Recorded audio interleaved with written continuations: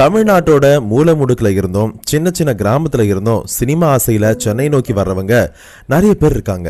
அவங்க எல்லாருக்கும் இருக்கிற முக்கியமான பிரச்சனை சாப்பாடு தான். அப்படி வந்து இறங்கினவங்க சாப்பாடுக்கு என்ன செய்யணும்னு யோசிக்கும் பொழுது அங்க இருந்த இன்னொருத்தர் அவர்கிட்ட ஒரு முகவரி சொல்வாரு. டி நகர் ராஜா பாதர் சாலை, அங்க போனா ஒருத்தர் இருப்பாரு, அவர் எல்லாத்தையும் பார்த்துப்பாருன்னு சொல்லி அனுப்புவாங்க. 90 காலகட்டத்துல வளர்ந்து வரக்கூடிய ஒரு இயக்குனர், அவருடைய பொண்ணு +2ல நல்ல மார்க் வாங்கி டாக்டரோட அந்த கனவு காண்டுகிட்டே இருந்தாங்க. இன்னைக்கு மட்டும் இல்லைங்க, என்னைக்குமே டாக்டர் நினைக்கிறது நடுத்தர மக்களுக்கு ஒரு கனவா மட்டும்தான் இருக்கு. அந்த பொண்ணோட அப்பா சொல்றாரு, நீ டாக்டர் கனவை மறந்துட்டு வேற ஏதாவது படிமான்னு சொல்றாரு. உன்னை டாக்டருக்கு படிக்க வைக்க அப்பா கிட்ட காசு இல்லமான்னு சொல்லி ரொம்பவும் வருத்தப்பட்டாரு.